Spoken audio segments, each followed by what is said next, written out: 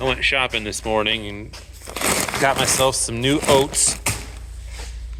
This is, what is it, Jerry oats. Haven't had any new seed around here in years, so there's not much there. 26 bags is all.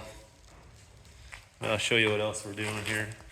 In order to plant oats, you got to get the drill going, and these drop hoses here, these are for the grass seed box. Put alfalfa in there. Well, they're dried out, cracked junk. So I asked John Deere if I could get some new hoses, and they said they were $45 a piece for this. That's even outrageous for them. So I just went and got some 5/8 hose, and I'm making my own 31 foot of hose. Well, it cost me $48. So yeah, only thing I have trouble with is finding some of these spring clamps like that right there. Any of you that's got like a 40-20, you know these little springy clamps, wire clamps. A lot of them are missing. Here's another one that's missing. Some of them are broke. There's one that's missing. I need a few of those. And I thought I had a whole bucket of them at home, but can't find them. I did find a couple at Baumgart's this morning. There's one of them. $1.49 a piece, which I think is too much as well. So, all right, that's all. Well, we got tired of spinning, so I put these old ugly things on. The hubs I had on the 7200, so I put them on this one. And yeah, they're not terribly knee deep in tread, but they will, if anything, they'll be a little weight. Need to wash this thing yet. This drill, I did get the hoses all put on and got some clamps bought. Here's the old style clamp that looks like that. And here's the new style clamp that looks like that.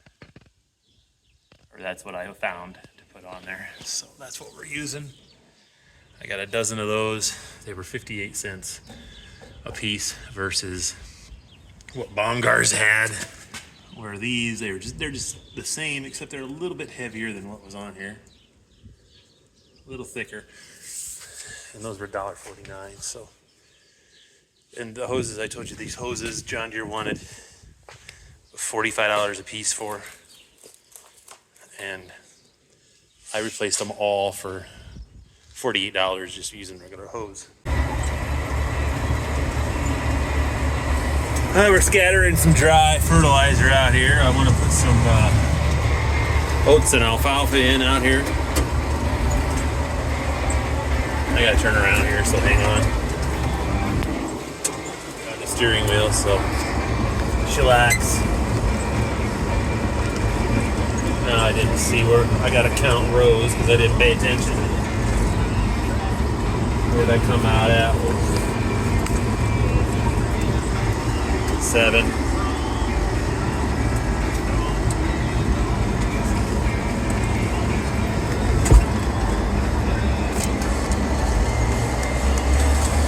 I think this is a 50-foot spread. That's usually what they are.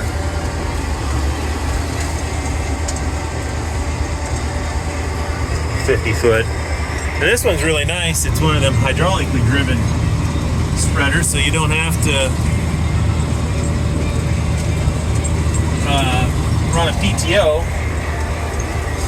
so you don't have to have your tractor running at PTO speed. So we're just tootling along here like 1500, 9 mile an hour, 9.5, 1600. I'm going a little faster, but so we're gonna put some alfalfa in here, so that's why we're fertilizing. I'm gonna disc it under. Pretty good chance of rain coming up, but the volume isn't so hot. As you can see, it's pretty dry out here. I think there's some moisture down underneath because we did get an awful lot of rain last fall and some good snow. I think it's just dry on the top, so my plan is to disc this fertilizer yet tonight. I didn't get this spreader till about 4 o'clock this afternoon, so it kind of put me in a bind here. As far as time, I gotta check, see how much I got left. I don't want to run out.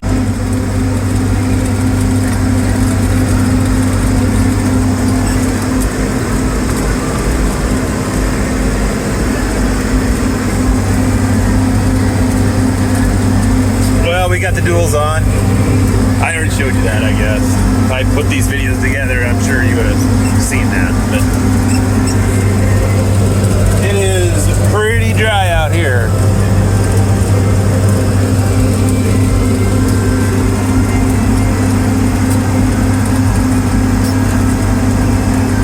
So we're getting this fertilizer worked under. It's going to take a rain on this stuff.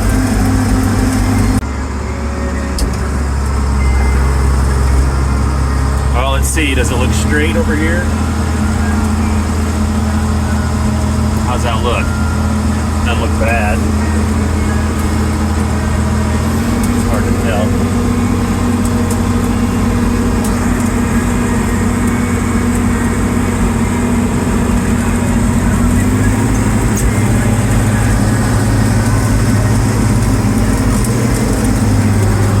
It is dusty.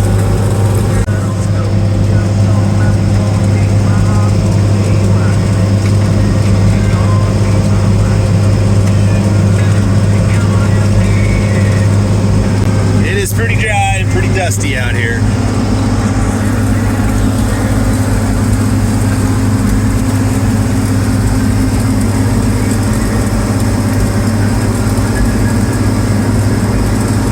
I got one of these things in here now doing the driving, so that's pretty slick.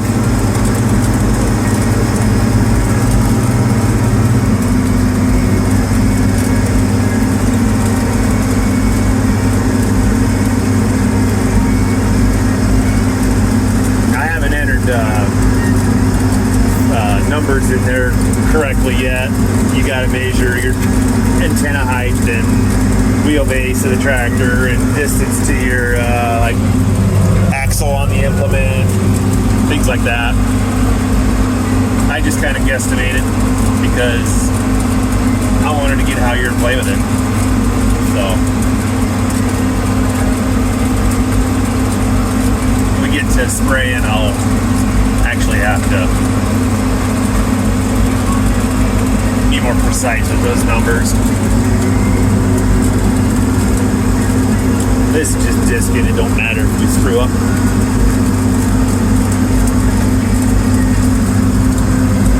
But I like it so far. It's pretty darn cool for this 50-year-old tractor. This one, the air conditioner doesn't shut off. I don't know why. I think it's this switch right up here. That one. So I just pulled the fuse.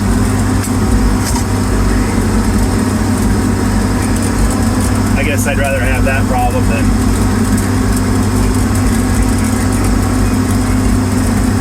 it not working at all, but pretty cold in here once that sun goes down. So I thought the tractor was, when I was going down the road, this thing would start unfolding. So I thought, well, shoot, maybe this outlet is leaking. This outlet isn't leaking, it's this one up here that's dripping down on it. It's making a mess. Should take that one off. But I thought the cylinder, or the tractor was leaking back, but as you see, this must be leaking internally.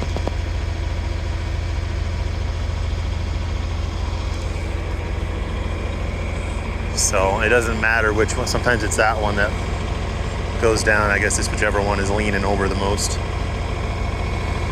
So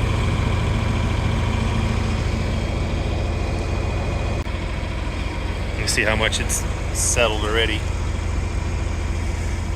2 fingers.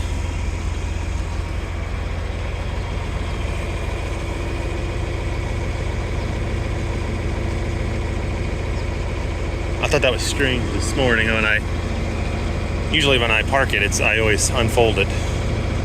That way if there's kids around or something, nobody can hit a lever and squishy themselves.